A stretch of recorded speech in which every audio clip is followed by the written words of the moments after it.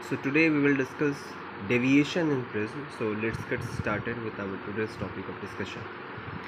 तो मैंने ये एक रेगुलर प्रिज्म लिया है और ये एक इंसिडेंट रे ऑफ लाइट है जो कि इस सरफेस पर स्ट्राइक कर रहा है। और इस सरफेस को, ये जो सरफेस है जिसको मैं यहाँ पर मैं बोल देता हूँ, ये ए है, ये बी है और अगर ये सी है तो ये ए बी सरफेस जो है इसको हम लोग कह सकते हैं रेयरर डेंसर इंटरफेस।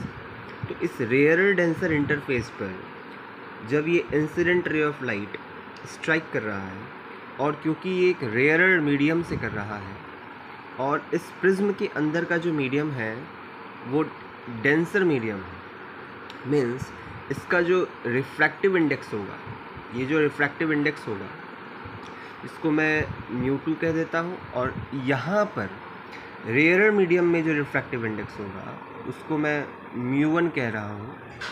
तो इस प्रिज्म के अंदर का जो रिफ्रैक्टिव इंडेक्स है, क्योंकि ये डेंसर मीडियम है तो रिफ्रैक्टिव इंडेक्स काफ़ी ज़्यादा होगा। काफ़ी ज़्यादा होने के कारण ये लाइट को ज़्यादा बेंड करेगा और लाइट की स्पीड कम होगी। रेयरर मीडियम में क्योंकि इंटरमॉलिक्यूलर स्पेस काफ़ी ज़्यादा है, इंटरमॉलिक्यूलर स्पेस, दो मॉलिक्यूल्स के बीच का जो स्पेस है वो काफ़ी, ये जो स्पेस है ये स्पेस काफ़ी ज़्यादा है और इंटरमॉलिक्यूलर फोर्स ऑफ अट्रैक्शन, इन दोनों के बीच का जो फोर्स ऑफ अट्रैक्शन है, मीन्स ये अगर पार्टिकल ए है और ये पार्टिकल बी है तो ये ए पार्टिकल बी पार्टिकल को अपनी तरफ पुल करने की कोशिश करेगा और बी ए के तरफ एक फोर्स ऑफ अट्रैक्शन लगाएगा जिसको हम लोग कह सकते हैं, वो जो इलेक्ट्रोस्टैटिक फोर्स ऑफ अट्रैक्शन लगेगा उसको हम लोग कह सकते हैं F इज़ इक्वल टू के Q1 Q2 by are square. तो ये एक फोर्स लगेगा यहाँ पे और इसका रिफ्रैक्टिव इंडेक्स क्या होगा, काफ़ी ज़्यादा कम हो जाएगा क्योंकि ये एक रेयरर मीडियम है। तो जैसे ही यहाँ पर इंसिडेंट रे ऑफ लाइट इस रेयरर डेंसर इंटरफेस पर स्ट्राइक करेगा तो क्या होगा। तो मैं यहाँ पर एक नॉर्मल बना देता हूँ। अब ये जो नॉर्मल बनेगा इस सरफेस पे परपेंडिकुलर होगा, एकदम 90 डिग्री बनाएंगे और नॉर्मल के साथ जो एंगल होगा इसको मैं कह रहा हूँ एंगल ऑफ इंसिडेंस। नॉर्मल के साथ जो एंगल होगा उसको मैंने कहा एंगल ऑफ इंसिडेंस और ये नॉर्मल हो गया जो इस रेयरर डेंसर इंटरफेस पर परपेंडिकुलर मैंने एक बना दिया। अब क्योंकि अगर यहाँ पर एक प्रिज्म नहीं रहता तो ये डेविएट नहीं करता लाइट और ये लाइट का डायरेक्शन कुछ इस तरह से होता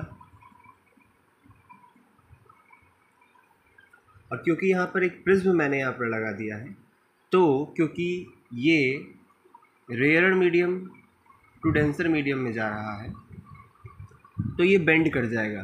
ये जो लाइट है ये लाइट बेंड करेगा नॉर्मल की तरफ, टुवर्ड्स द नॉर्मल।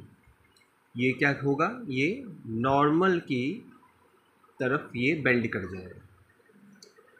तो इसको जाना था ऐसे, क्योंकि मैंने यहाँ बीच में एक प्रिज्म रख दिया है तो ये बेंड कर जाएगा नॉर्मल की तरफ कुछ इस तरह से। अब क्योंकि ये जो रे ऑफ लाइट है, ये रे ऑफ लाइट, इसको मैं कहूँगा इंसिडेंट रे ऑफ लाइट। ये हो गया incident ray of light since it is striking in this, it is striking on the rarer denser interface. और ये जो रे ऑफ लाइट है इसको मैं कहूँगा रिफ्लेक्टेड रे। और अब यहाँ पर ये डेंसर मीडियम है, अब ये रेयरर मीडियम में जाएगा तो यहाँ पे फिर मैं एक नॉर्मल बना लेता हूँ। नॉर्मल मतलब क्या कि एक सरफेस पे एक परपेंडिकुलर मैंने बना लिया, ये मैंने बना लिया एक परपेंडिकुलर जो कि 90 डिग्री हो गया, ये भी 90 डिग्री हुआ और ये पूरा 90 डिग्री हो गया और यहाँ पर भी ये पूरा 90 डिग्री हो गया। मैंने समझाने के लिए बात बताया कि नॉर्मल क्या होता है। तो ये डेंसर मीडियम से रेयरर मीडियम में जाना था इसको ऐसे, लेकिन ये क्या होगा, away from the normal, normal से अवे मतलब दूर जा कर के ये बेंड करेगा। तो ये कुछ इस तरीके से बेंड कर गया और ये इसका एरो हो गया, ये कुछ इसका एरो। तो अब हम लोग देखेंगे कि ये जो एंगल है, ये जो एंगल है, इस एंगल को मैंने कहा एंगल ऑफ इमर्जेंस। इस एंगल को मैंने कहा एंगल ऑफ इमर्जेंस। ये एंगल हो गया एंगल ऑफ इंसिडेंस और ये नॉर्मल के साथ इस तरह से बन रहा है। अब क्योंकि अगर यहाँ पे प्रिज्म नहीं रहता तो ये जो रे ऑफ लाइट है, ये इंसिडेंट रे ऑफ लाइट है, ये सीधे निकलता, सीधे इस तरीके से जाता, ठीक है। तो मैंने इंसिडेंट रे ऑफ लाइट को आगे प्रोड्यूस किया और ये इमर्जेंट रे ऑफ लाइट को मैं इसको बैकवर्ड प्रोड्यूस करता हूँ। तो जैसे मैंने इसको बैकवर्ड प्रोड्यूस किया तो मुझे यहाँ पर एक डेविएशन दिख रहा है। अब यही डेविएशन हम लोग कैलकुलेट करेंगे। तो यहाँ पर देख लेते हैं कि ये जो आई है और ये भी पूरा एंगल जो है ये भी आई होगा, वर्टिकली अपोजिट एंगल से ये भी पूरा हो जाएगा आई, और इस एंगल को मैं कह रहा हूँ R1 और इस छोटे से एंगल को मैंने कहा है R2। अब इसको मैं दूसरे जगह बना लेता हूँ, क्लैरिटी के लिए मैं यहाँ बना के दिखा रहा हूँ।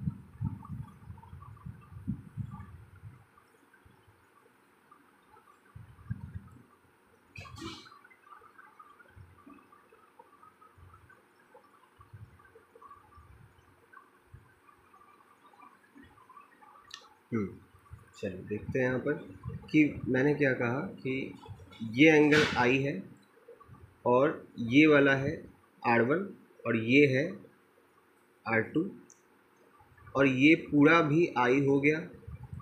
अगर ये पूरा आई है, ये R1 है, तो ये हो गया I माइनस R1। उसी तरीके से अगर ये E है और इसको मैंने एक बैकवर्ड प्रोड्यूस किया और ये पूरा भी E हो गया वर्टिकली अपोजिट एंगल से, और ये R2 है, तो ये जो छोटा सा एंगल है इसको मैंने R1 कहा और इस एंगल को मैंने R2 कहा। और क्योंकि ये एक ट्रायंगल है तो ये वाला जो एंगल हो जाएगा, इस एंगल को मैंने कहा कि ये हो जाएगा 180 degree minus R1 plus R2। और ये एंगल ऑफ इमर्जेंस है, तो ये पूरा एंगल भी एंगल ऑफ इमर्जेंस हो जाएगा वर्टिकली अपोजिट एंगल से। और ये R2 है और ये पूरा इमर्जेंस एंगल है, एक इमर्जेंट एंगल है, एंगल ऑफ इमर्जेंस है।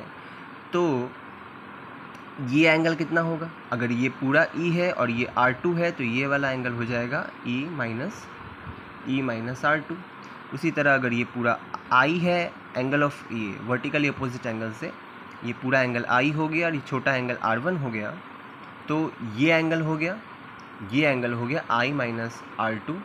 और अगर हम इस ट्रायंगल को देखें तो इस ट्रायंगल के लिए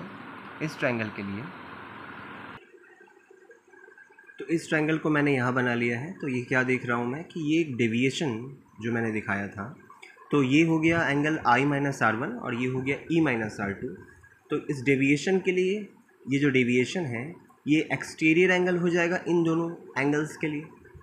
एक्सटीरियर एंगल प्रॉपर्टी के हिसाब से ये जो डेविएशन है वो इक्वल हो जाएगा sum of two opposite interior angles के, मतलब वो हो जाएगा I minus R1 plus E minus R2 के, ये इसके इक्वल हो गया।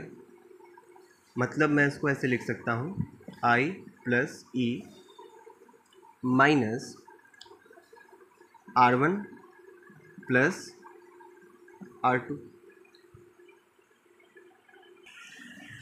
अब अगर इस पूरे क्वाड्रिलेटरल को देखें, इसको मैं यहाँ बना लेता हूँ। ये जो पूरा क्वाड्रिलेटरल है इसमें मैंने बताया था कि ये एंगल ऑफ इंसिडेंस हो जाएगा क्योंकि ये वर्टिकली अपोजिट एंगल है।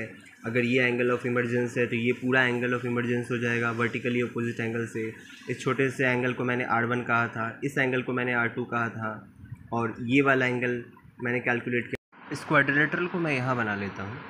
तो यहाँ पर मैं क्या देख रहा हूँ कि ये एंगल जो एंगल ऑफ इंसिडेंस था, और मैंने बताया था कि ये पूरा एंगल ऑफ इंसिडेंस है वर्टिकली अपोजिट एंगल से। और ये जो छोटा सा एंगल है इसको मैंने R1 बोला था, इस छोटे सा एंगल को मैंने R2 कहा था, और ये एंगल हमने कैलकुलेट किया था, ये एंगल है 180 degree minus R1 plus R2, ये कैलकुलेट किया था। तो ये एंगल ऑफ इमर्जेंस था, तो ये पूरा एंगल भी एंगल ऑफ इमर्जेंस था। और ये क्योंकि ये क्वाड्रिलेटरल है तो इन सारे एंगल्स का सम 360 डिग्री होगा, तो ये हम लोग कैलकुलेट करते हैं। ये एंगल ऑफ प्रिज्म है, तो ये हो जाएगा एंगल A प्लस ये वाला 90 डिग्री प्लस ये वाला 90 डिग्री प्लस ये वाला एंगल है 180 degree minus R1 plus R2 और ये इक्वल हो जाएगा 360 डिग्री के। अब मैं यहाँ देखूँ तो ये 90 प्लस 180 360 हो गया और ये भी 360 है, तो ये इज इक्वल टू के उधर जाएगा तो माइनस हो जाएगा, कैंसिल आउट हो जाएगा, तो ये इसको मैंने कैंसिल आउट कर दिया। तो मुझे यहाँ पे मिला a minus R1 plus R2 is equal to 0। तो ये उधर इज इक्वल टू के उधर जाने के पर ये हो जाएगा a is equal to R1 plus R2। अच्छा, इससे पहले हमने ये कैलकुलेट किया था कि डेल इज इक्वल टू, हमने ये कैलकुलेट करके रखा था कि del is equal to I plus E minus R1 plus R2, और मुझे अभी R1 प्लस R2 को हम लोग कह सकते हैं a, तो यहाँ पर मैं कह देता हूँ कि del is equal to I plus E और R1 प्लस R2 को मैं यहाँ कह देता हूँ a। तो ये जो डेविएशन है, ये डेविएशन दिखा रहा है कि अगर ये कोई प्रिज्म है और इस प्रिज्म के दो रिफ्रैक्टिंग सरफेसेस होते हैं और एक रिफ्रैक्टिंग सरफेस पर ये अगर इंसिडेंट रे ऑफ लाइट ऐसे स्ट्राइक कर रहा है और ये मैंने बना दिया यहाँ पर नॉर्मल और ये हो गया एंगल ऑफ इंसिडेंस, तो रिफ्रैक्टिव इंडेक्स के कारण ये बेंड कर जाता है क्योंकि ये रेयर मीडियम में है और ये डेंसर मीडियम में है। इसके रिफ्रैक्टिव इंडेक्स को मैंने μ1 कहा और इसके रिफ्रैक्टिव इंडेक्स को मैंने μ2 कहा, और ये बेंड करता है बेस की तरफ। ये होता है बेस ऑफ द प्रिज्म, ये होता है एंगल ऑफ प्रिज्म, और अपने बेस की तरफ ये बेंड कर जाता है और ये फिर डेंसर मीडियम से रेयर मीडियम में जब ये पास करता है, प्रोपेगेट करता है ये लाइट, रे ऑफ लाइट, तब ये क्या होता है, ये अवे फ्रॉम द नॉर्मल। अगर मैं यहाँ पर एक और नॉर्मल बना लूँ 90 डिग्री, तो ये अवे फ्रॉम द नॉर्मल, और आप ऐसा ये देख पाएंगे कि ये लाइट रे ऑफ लाइट यहाँ से इस प्रिज्म के अंदर एंटर कर रहा है, फिर ये बेंड किया क्योंकि इसको जाना था कुछ इस तरह से, तो ये इस तरह से इस तरह से नहीं जा पा रहा है और इधर बेंड कर जा रहा है। तो कितना डेविएशन हुआ, ये जो डेल हुआ जिसको मैंने डेविएशन कहा, यही डेविएशन हमने यहाँ पर कैलकुलेट किया है कि ये आई प्लस ई माइनस ए हुआ। तो जब हम लोग रे ऑफ लाइट के बारे में बात करते हैं तो जब हम लोग रे ऑफ लाइट के बारे में बात करते हैं तो मेनली इसमें हम लोग देखते हैं क्या, विवग्योर को देखते हैं। ये हमने सुना होगा पहले भी विवग्योर के बारे में। इसमें मेनली हम लोग वॉलेट लाइट, वॉलेट कलर और रेड कलर के बारे में बात करते हैं। तो ये जो वॉलेट कलर होता है इसका स्पीड स्लो होता है क्योंकि इसका रिफ्रैक्टिव इंडेक्स ज़्यादा होता है, इसका स्पीड जो होता है वो स्लो होता है, और रिफ्रैक्टिव इंडेक्स ज़्यादा होता है, स्पीड स्लो होता है, इसका क्रिटिकल एंगल जो होता है वो मिनिमम होता है वॉलेट लाइट का। ये हम लोग डिस्कस करेंगे अपने अगले लेक्चर में किस तरीके से इस वॉलेट कलर का, इस वॉलेट रे ऑफ लाइट का क्रिटिकल एंगल जो है कम क्यों है, इसका रिफ्रैक्टिव इंडेक्स ज़्यादा क्यों है, इसका स्पीड स्लो क्यों है, उसके बाद इसका लैटरल डिस्प्लेसमेंट ये मैक्सिमम होता है, उसका डेविएशन मैक्सिमम होता है, इसका वेवलेंथ कम होता है, और इसकी जो फ्रीक्वेंसी होती है इस वॉलेट रे ऑफ लाइट की, इस कलर की, इस रे ऑफ लाइट की, इसकी फ्रीक्वेंसी, क्योंकि इसका वेवलेंथ काफ़ी कम है तो इसका फ्रीक्वेंसी काफ़ी ज़्यादा होता है, क्योंकि इस रे ऑफ लाइट को भी ट्रेवल करना है इसी फॉर्मूले से कि velocity is equal to frequency into wavelength. तो इसका जो वेवलेंथ बनेगा ये कुछ इस तरह से बनेगा। इसको हम लोग कहते हैं रेफरेंस लाइन, और ये आप देख पा रहे होंगे कि बहुत सारी इसकी फ्रीक्वेंसी है, और अगर यहाँ से लेकर यहाँ तक अगर हम लोग देखें तो ये एक साइकिल हो गया, वेव का एक साइकिल हुआ, ये हो गया वेव का एक साइकिल जो कि 2π पर होता है, और इस 2π के बाद ये हो गया π/2। इस 2π के बाद वेव अपने आप को रिपीट करता है, इसी पैटर्न से वेव अपने आप को रिपीट करता है।